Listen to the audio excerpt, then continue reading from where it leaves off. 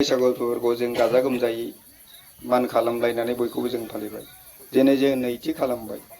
जोंनि समायनि आंखालाव जोङो बैसागुखौ 7 दिन फालिनांगौबाबो जों सिगाङाव मोनसे रायजोनि नेम निति दाखाना दोननाय हिसाबै जोङो साननैल' मोसागोन होननायलाय जों साननैखौ मोसानाय जादों। बयबो नङा होमबा बिहामजोआनो जा माबायानो जा जों बेखौ बुजिदों। खारना जाहैबाय जोंनाव मोनसे आखु आफाब मोनसे सोरजिदों। बे सोमजिनायानो जाहैदों माने जोंनि गथ'फ्रा बिमा बिफाजों थाफानानै किसुमान गथ' सेंग्रासा सिख्लासाफ्रा मोसाफानो बानाय आखु आफाब नुनाय मोनदों। जायनि जाहोनाव बिमा बिफाजोंनो उग्लि उग्लि थाबोना फैखांनायनि उनावबो दिनैहाय बैसागु मोसानायावनो बिमा बिफाजों उग्लि उग्लि जानो नागिराखै। आलादा मोनसे सिस्टेमेटिक खालामनो नागिरदों। बे आलादा सिस्टेमेटिक खालामनो नागिरनानै थांनायनि उनाव जों बिसोरखौ बादा होलायनाय जादों।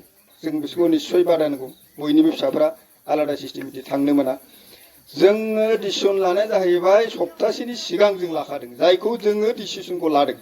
बे डिसिसन सिस्टेमै बयनिबो फिसा गथ' गथाय बिहामजो फिसायानो जा मायानो जा जों बोसोराव मोनसे गावनि जिउखौ जिउ दान होनानै जोङो माने गोसो होसारनानै मोसानानै जोंनि बैसागुखौ जों बिदाय होनांगौ।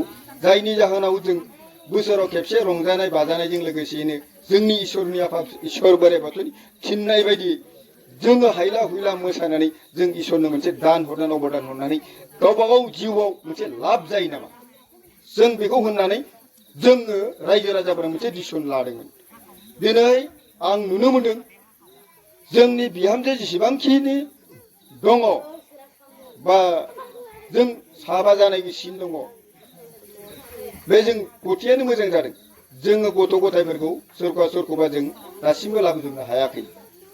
खारना जाबाय जों हारिमुखौ बैसागुखौ लाखिनांगौबा नोंनि फिसा दानागार आंनि फिसा दानागार बैनि फिसा दानागार बैनि न'खरा दानागार बैनि न'खरा दानागार होननानै जोङो बयबो नारायण मोनदों। बैसागुखौ जानाय लोंनाय बा फिथा सौरायजों जों लोब्बा नङाबाबो जों गोसो बोदोर होनानै बयनिखौबो जों इयुन जेनेरेसन गथ' गथायखौ जों फोरोंलांनो थाखायसो जों बैसागुखौ जों पालन खालामदों।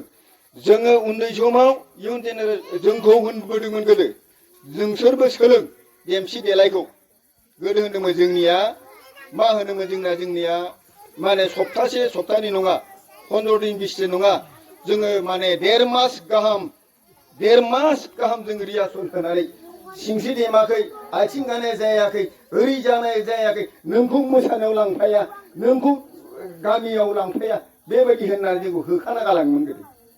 खिन्थु नैबे जुगाव दा होखानाय गैला रोङाबानो लांफाया गोदो। थांसाला गोरजियाव होननाय मेथाइखौ जुदि नों एसेबो जानि देंनो रोङाबा बेखौ सोर लांफानो। बे लामायाव बर' जातिफोरा बै गामि बारनानै मोसायो। लामायाव लोगो मोनब्ला कम्पारसन नांनांगौ।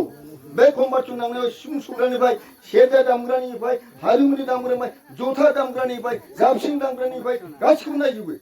जायनि जाहोनाव जों जाय जेनबाय ओइ थाइनैनि कम्पारसन लायबावो थाइनैनि कम्पारसन।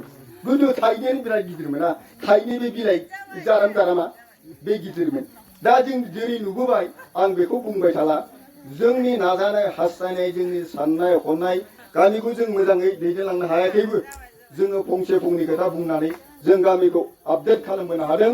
दिनैनि दिनाव जों 26 सनसिम जोङो 2001 सननिफ्राय जों 1995आव बे जायगायाव जों 1995आव जोङो 1995 1992 उनासर नङा होमबा जों 1992 to 1993 बे समाव जोङो बैसागु सोलोंदोंमोन। दिनैहाय जों बे खै बोसोर जाखो दिनै जों नुबाय जोंनि बिहामजोफ्रा बबेबा क'क्राझारनि फैबाय बबेबा माबानि लखिमपुरनि फैबाय बबेबा माबानि फैबाय बयबो गोरों फैबाय। मेथाइआ ज्राव ओंखारफैजोबबाय। दा जों मोसानो मात्र दामग्रा देग्रायाबो जोङो दा एकदम जखा जाजोब्बाय। खिन्थु बैसागुआव बयनिबो गोसोखौ आं होनबाय थादों गोसो होसारनानै मोसानांगौ। नांलाय खमलाय दाजा। जों मैयानिफ्राय दिनैसो मोसाबोबाय। जों नांलाय खमलायबो जायाखै। आफा इसोर बोराइ बाथौनि आन्दाराव जों थानायाव बयबो फिसाफ्राबो आंनि सोरबाया बिहामजो जानाय सोरबाया बियानि फिसा जानाय, सोरबाया आंनि फिसा सोमोन्दो जानाय, सोरबाया आंनि बियानि फिसाफोर जानाय जों मोसाबोदों। जों बैसागुखौ आंनि गोसोनि साननाय मथेबा जोंनि 3 नं मानसिफोरा मैया दाख्लैनिफ्राय जोङो बाथौ आर'ज खालामजेननिफ्राय दाख्लैनिफ्राय जों दिनैहाय जों साक्सेसफुल खालामनो हादों होननानै आंनि गोसो गोरबोआवनो आं गोजोननाय दं। जायनि जाहोनाव नोंसोरबो मोसाखावरिफोराबो बयबो गोजोननाय दं होननानै आं सानदों आरो। दिनै 3 तारिखआव दिनै शुक्रबार बेयाव जोंहा फोजोबनाय जाबाय मानगोनां रायजो राजाफोर। जोंहा आरो साननै सानथाम मोसाबावनो हायोमोन, नाथाय दानि मुगायाव समा बिराद मुल्यबान, भेलुएबल टाइमा मुल्यबान। जोंहा फरायनाय स्कुल कलेजाव फरायनाय बहुत हौवासा हिन्जावसा गथ'फोर दोङो। बिनि थाखायनो जोङो गोबाव दिन लाखिनो हाया बैसागोखौ। सोरबा बर्डिं दोङो, सोरबा हस्टेलाव दोङो। बिनि थाखायनो जों गोबाव टाइमखौ लानो हाया। दिनैनो जोङो 3 अक्ट'आवनो शुक्रबार मोनाबिलियावनो फोजोबनानै खाना एसे जाग्लांनाय एरेन्ज खालामदो। बेखौ जानानै जों एसे फुरथि खालामनानै बिदाय लानांगौ होननानै